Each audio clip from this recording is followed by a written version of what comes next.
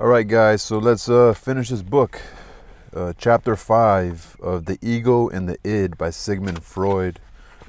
Chapter 5, The Subordinate Relationships of the Ego. So, going to be a long chapter, probably about 30 minutes. The complexity of our subject matter must be an excuse for the fact that none of the chapter headings of this book correspond entirely to their contents, and that in turning to new aspects of the problem, we constantly hark back to matters that have already been dealt with. As has been said repeatedly, the ego was formed to a great extent out of identifications taking the place of cathexis on the part of the id which had been abandoned. The earliest of these identifications always fulfill a special office in the ego and stand apart from the rest of the ego in the form of a superego, while later on, as it grows stronger, the ego may become more able to withstand the effects of identifications. The superego owes its special position in the ego, or in regard to the ego, to a factor which must be considered from two sides. On the one hand, it was the first identification, and one that took place while the ego was still feeble, and on the other hand, it was the heir to the Oedipus complex, and thus incorporated into the ego objects of far greater significance than any others. The Oedipus complex. I forgot to look that up. And then talk about the cathexis. Former superego.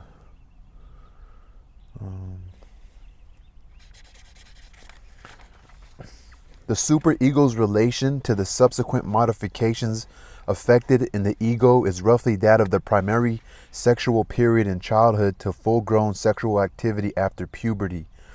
Although it is amenable to every later influence, it preserves throughout life the character given to it by its derivation from the father complex, namely the capacity to stand apart from the ego and to rule it. It is a memorial of the former weakness and dependence of the ego that the mature ego remains subject to its domination.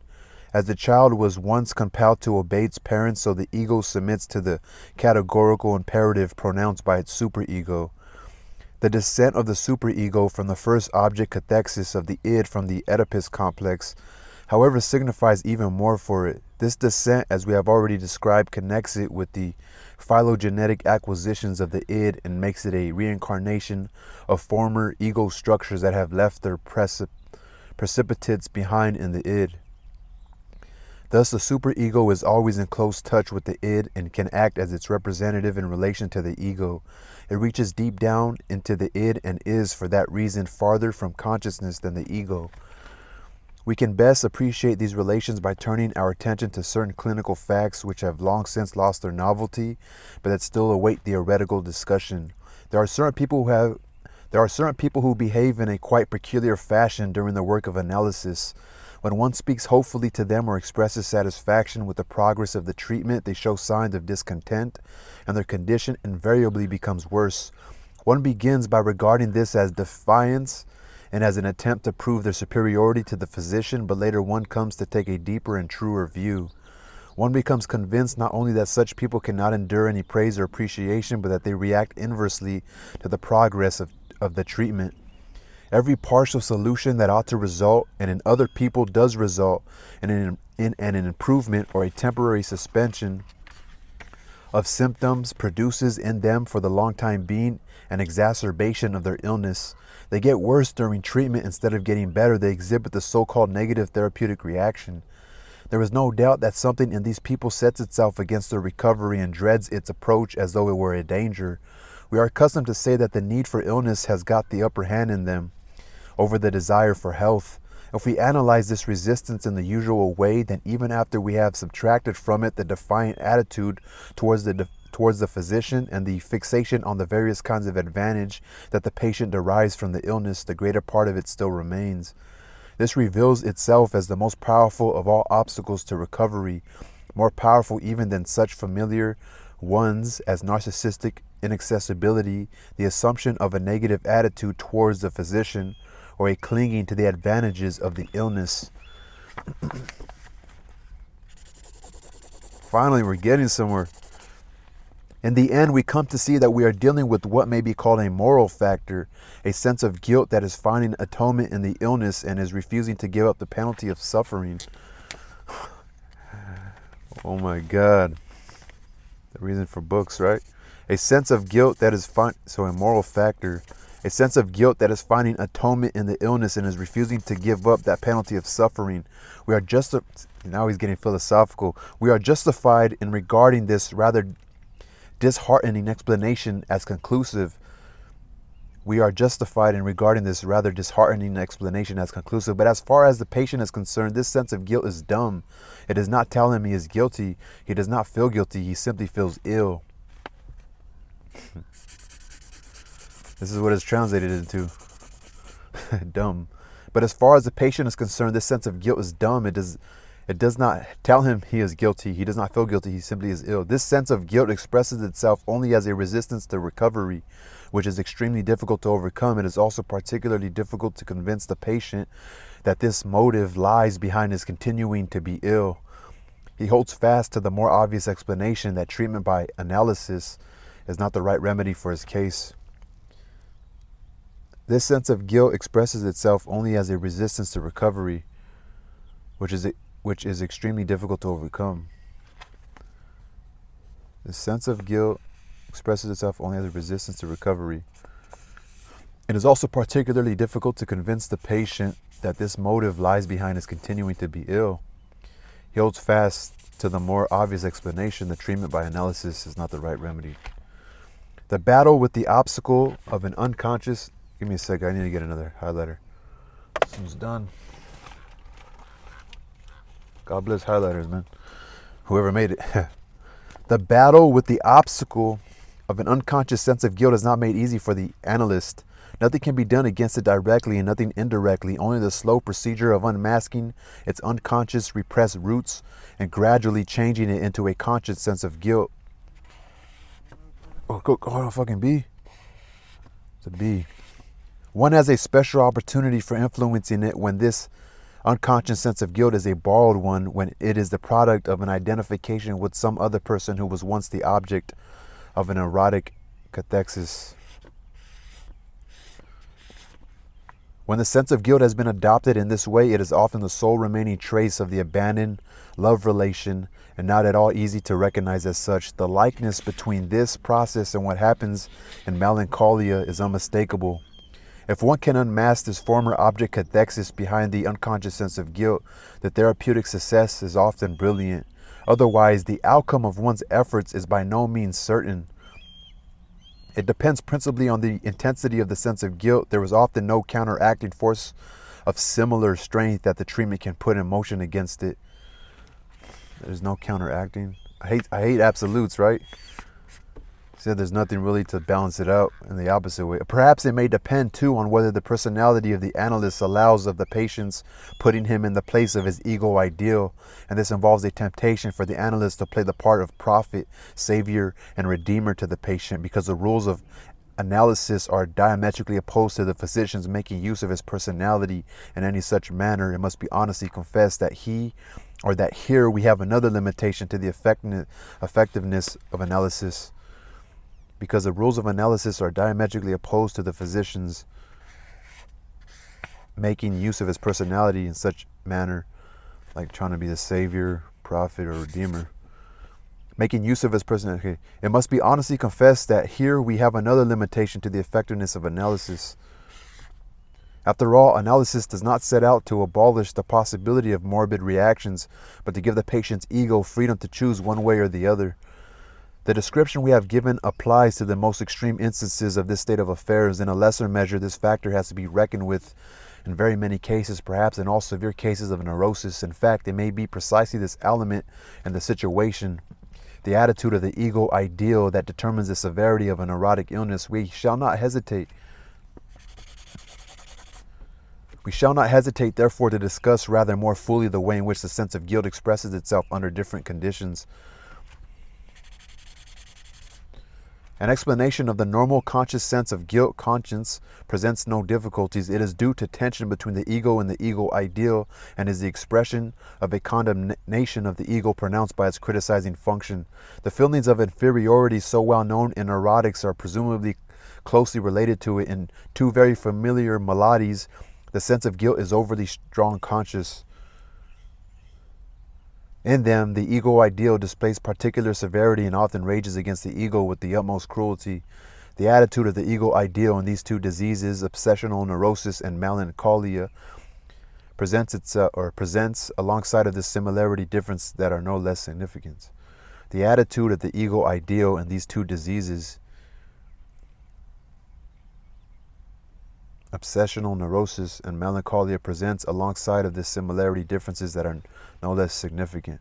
In certain forms of obsessional neurosis, the sense of guilt expresses itself loudly but cannot justify itself to the ego. Consequently, the patient's ego rebels against this imputation of guilt and seeks the physician's support in repudiating it. It would be folly to acquiesce in this, for to do so would have no effect. Analysis shows that the superego is being influenced by processes that have remained hidden from the ego. It is possible to discover the repressed impulses that really occasion the sense of guilt. The superego is thus proved to have known more than the ego about the unconscious id. In melancholia, the impression that the superego has obtained a hold upon consciousness is even stronger. But in this case, the ego ventures no objection. It admits the guilt and submits to the punishment. The explanation of this difference is plain. In the obsessional neurosis, the reprehensible impulses that are being criticized by the superego have never formed part of the ego, while in melancholia, the object of the superego's wrath has become part of the ego through identification. It is certainly not clear why the sense of guilt reaches such an extraordinary intensity in these two neurotic disorders.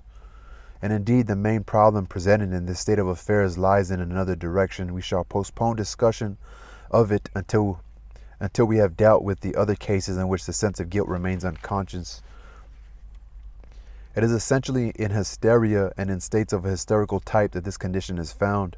The mechanism by which the sense of guilt is kept unconscious is easy to discover. The hysterical type of ego defends itself from the painful perception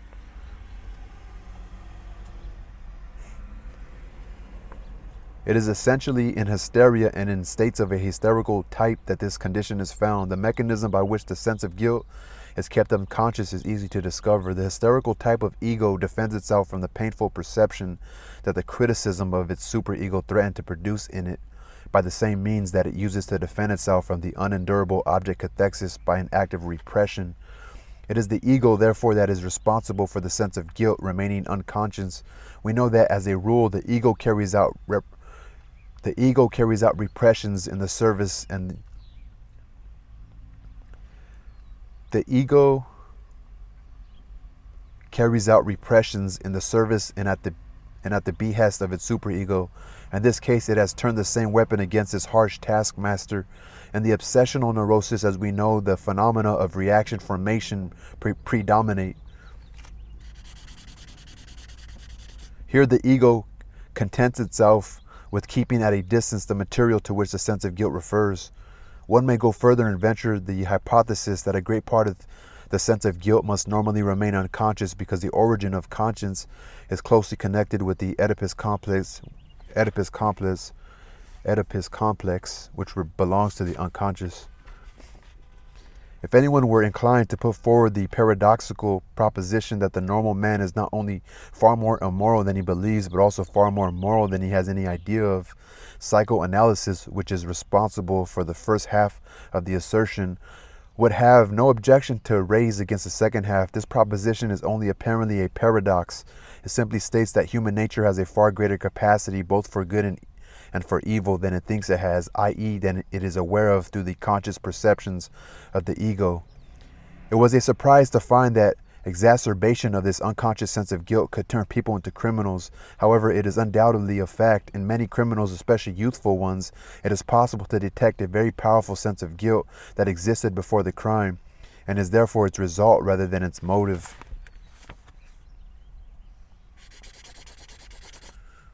Powerful sense of guilt that existed before the crime and is therefore its result rather than its motive, as if it had been a relief to be able to fasten this unconscious sense of guilt onto something real and immediate.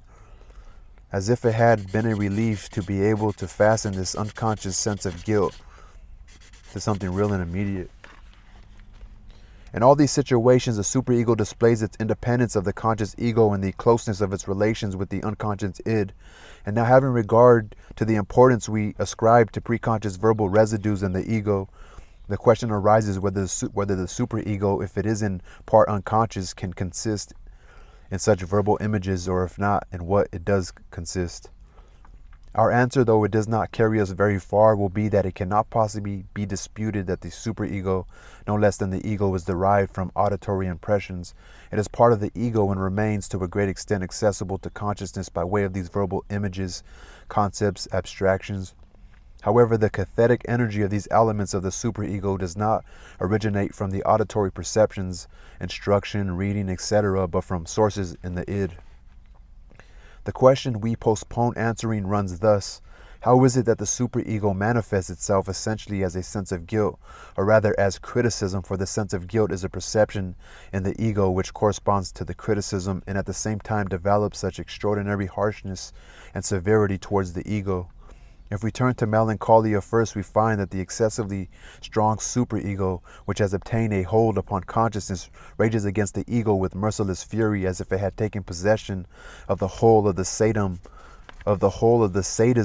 available in the person concerned. Following our view of sadism, we should say that the destructive component had entrenched itself in the superego and turned against the ego. What is now holding sway in the superego is a pure culture of the death instinct. In fact, as often enough succeeds in driving the ego into death if the latter does not protect itself from the tyrant in time by a revulsion into mania. The reproaches of conscience and certain forms of obsessional neurosis are just as painful and tormenting, but here the situation is less perspicuous. It is remarkable that the obsessional neurotic, in contrast to the melancholic, never takes the step of self-destruction. He is as if immune against the danger of suicide, and is as far better protected from it than the hysteric. It is remarkable that the obsessional neurotic, in contrast to the melancholic, never takes a step of self-destruction. He is as if immune against the danger of suicide, and is far better protected from it than the hysteric. We can see that what guarantees the safety of the ego is the fact that the object has been retained.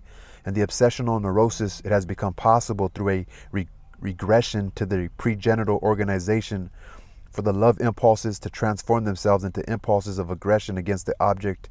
Here again, the instinct of destruction has been set free, and it aims at destroying the object, or at least it appears to have this aim. These tendencies have not been adopted by the ego. It struggles against them with reaction formations and precautionary measures, and they remain in the id. The superego, however, behaves as if the ego were responsible for them, and shows by its zeal in chastising these destructive intentions that they are no mere resemblance evoked by regression, but an actual substitution of hate for love. Helpless in either direction, the ego defends itself vainly, alike against the instigations of the murderous id and against the reproaches of the punishing conscience. It succeeds in holding in check at least the most brutal actions of both sides. The first outcome is interminable self-torment, and eventually there follows a systematic torturing of the object, and so far as it is within reach. The activity of the dangerous death instincts within the individual organism is dealt with in various ways. In part, they are rendered harmless by being fused with erotic components. In part, they are diverted towards the external world in the form of aggression, while for the most part, they undoubtedly continue their inner work unhindered. How is it then that in melancholia, the superego can become a kind of gathering place for death instincts? From the point of view of morality, the control and restriction of instinct, it may be said of the id that it is totally non-moral, of the ego that it strives to be moral, and of the superego that it can be hypermoral, and then becomes as ruthless as only the id can be. It is remarkable that the more a man checks his aggressive tendencies towards others, the more tyrannical, that is, aggressive, he becomes in his ego ideal. The ordinary view sees the situation the other way round. The standard set up by the ego ideal seems to be the motive for the suppression of aggressiveness. The ordinary view sees the situation the other way round. The standard set up by the ego ideal seems to be the motive for the suppression.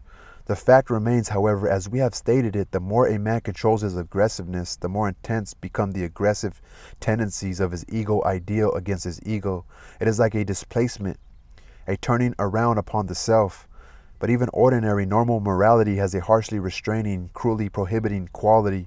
It is from this, indeed, that the conception arises of an inexorable higher being who metes out punishment. I cannot go further in my consideration of these questions without introducing a fresh assumption.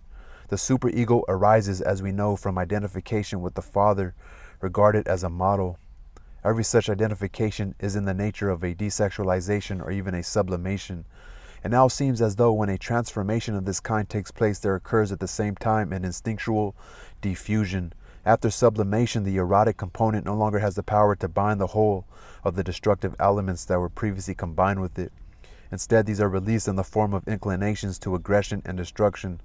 This diffusion would be the source of the general character of harshness and cruelty exhibited by the ideal. Its dictatorial, thou shalt. Let us again consider the obsessional neurosis for a moment. The state of affairs is different here. The diffusion of love into aggressiveness has not been affected by the agency of the ego, but is the result of a regression that has come about in the id. This process has extended beyond the id to the superego, which now increases its tyranny over the innocent ego. It would seem, however, that in this case, no less than in that of melancholia, the ego, having gained possession of the libido by means of identification, is punished for doing so by the superego through the instrumentality of the aggressiveness which had before been mixed with the libido. Our ideas about the ego are beginning to clear, and its various relationships are gaining distinctness. We now see the ego in its strength and in its weakness. It is entrusted with important functions by virtue of its relation to the perceptual system. It arranges the processes of the mind in a temporal order and tests their correspondence with reality. By interposing the process of thinking, it secures a postponement of motor discharges and controls the avenues to motility. This last office is, to be sure, a question more of form than of fact. In the matter of action, the ego's position is like that of a constitutional monarch. Without whose sanction no law can be passed, but who hesitates long before imposing a veto on any measure put forward by Parliament. All the experiences of life that originate from without enrich the ego. The id, however, is another outer world to it, which it strives to bring into subjection to itself. It withdraws libido from the id and transforms the object cathexis of the id into ego constructions. With the aid of the superego, though in a manner that is still obscure to us, it draws upon the experiences of past ages stored in the id. There are two paths by which the contents of the id can penetrate into the ego. The one is direct, the other leads by way of the ego ideal. Which of these two paths they take may, for many mental activities, be of decisive importance. The ego develops from perceiving instincts to controlling them, from obeying instincts to curbing them. In this achievement, a large share is taken by the ego ideal, which is partly a reaction formation against the instinctual processes in the id. Psychoanalysis is an instrument to enable the ego to push its conquest of the id further still. From the other point of view, however, we see this same ego as a poor creature owing service to three masters and consequently menaced by three dangers: from the external world, from the libido of the id, and from the severity of the superego. Three kinds of anxiety correspond to these three dangers because anxiety is the expression of a recoil from danger. Like the dweller in a borderland that it is, the ego tries to mediate between the world and the id, to make the id comply with the world's demands, and by means of muscular activity to accommodate the world to the id's desires. In the point of fact, it behaves like the physician during treatment by analysis. It offers itself to the id as a libidinal object in view of its power of adaptation to the real world, and aims at attaching the id's libido to itself. It is not only the ally of the id, it is also a submissive slave who courts the love of his master. Whenever possible, it tries to remain on good terms with the id. It draws the veil of its preconscious rationalizations over the id's unconscious demands. It pretends that the id is showing obedience to the mandates of reality, even when in fact it is remaining obdurate and immovable. It throws a disguise over the id's conflicts with reality, and if possible over its conflicts with the superego too. Its position midday between the id and reality tempts it only too often to become sycophantic, opportunist, and false, like a politician who sees the truth but wants to keep his place in popular favor. Toward the two classes of instincts, the ego's attitude is not impartial. Its work of identification and sublimation gives the death instincts in the id assistance in mastering the libido. In so doing, it incurs the risk of itself becoming the object of the death instincts and of perishing. In order to be able to help in this way, it has to become flooded with libido itself. It thus becomes the representative of eros, and thenceforward desires to live and to be loved. But since the ego's work of sublimation results in a diffusion of the instincts and a liberation of the aggressive instincts in the superego, its struggle against the libido exposes it to the danger of maltreatment and death. And suffering under the attacks of the superego, or perhaps even succumbing to them, the ego is meeting with a fate like that of protozoa or protozoa that are destroyed by the products of disintegration that they themselves have created. From the economic point of view, the morality that functions in the superego seems to be a similar product of disintegration. Among the subordinate relationships in which the ego stands, that to the superego is perhaps the most interesting. The ego is the true abode of anxiety. Threatened by dangers from three directions, it develops the flight reflex by withdrawing its own cathexis from the menacing perception or from the equally dreaded process in the id, discharging it as anxiety.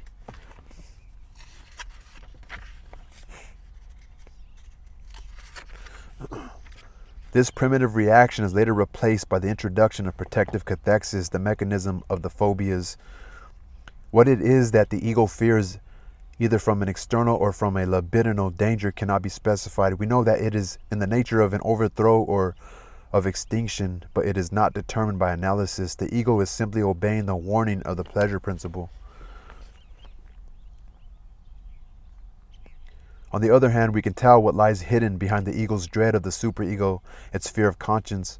The higher being that later became the ego ideal once threatened the ego with castration, and this dread of castration is probably the kernel round which the subsequent fear of conscience has gathered. It is this dread that persists as the fear of conscience. The phrase, every fear is ultimately the fear of death, has hardly any meaning. At any rate, it cannot be justified. It seems to me, on the contrary, perfectly correct to distinguish the fear of death from dread of an external objective anxiety, and from neurotic libidinal anxiety. It presents a difficult problem to psychoanalysis, for death is an abstract concept with a negative content for which no unconscious correlative can be found. It would seem that the mechanism of the fear of death can only be that the ego relinquishes its narcissistic libidinal cathexis in a very large measure. In other words, it gives up itself just as it gives up some external object in other cases in which it feels anxiety. I believe that the fear of death concerns an interplay between the ego and the superego. We know that the fear of death makes its appearance under two conditions, which moreover are entirely analogous to the other situations in which anxiety develops, namely as a reaction to an external danger and as an internal process, as for instance in melancholia. Once again, a neurotic manifestation may help us to understand a normal one. The fear of death and melancholia only admits of one explanation, that the ego gives itself up because it feels itself hated and persecuted by the superego instead of loved. To the ego, therefore, living means the same as being loved by the superego, which here again appears as a representative of the id. The superego fulfills the same function of protecting and saving that which was fulfilled in earlier days by the Father and later by providence or destiny. But when the ego finds itself in overwhelming danger of a real order which it believes itself unable to overcome by its own strength, it is bound to draw the same conclusion. It sees itself deserted by all the forces of protection and lets itself die. Here, moreover, is once again the same situation as that which underlay the first great anxiety state of birth and the infantile anxiety of longing for an absent person, the anxiety of separation from the protecting mother. These considerations enable us to conceive of the fear of death like the fear of conscience as a development of the fear of castration. The great significance the sense of guilt has in the neurosis makes it conceivable that ordinary neurotic anxiety is reinforced in severe cases by a development of anxiety between the ego and the superego, fear of castration, of conscience of death. The id to which we finally come back has no means of showing the ego either love or hate. It cannot say what it wants. It has achieved no unity of will. Eros and the death instinct struggle within it. We have seen with what weapons the one group of instincts defends itself against the other. It would be possible to picture the id as under the domination of the mute but powerful death instincts, which desire to be at peace, and as a pleasure principle demands to put Eros, the intruder, to rest, but that would be to run the risk of valuing too cheaply the part played by Eros.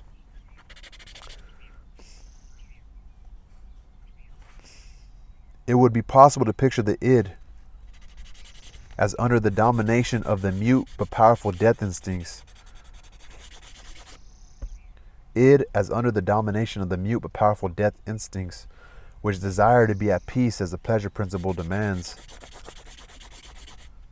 To put Eros, the intruder, to rest, but that would be to run the risk of valuing too cheaply the part played by Eros.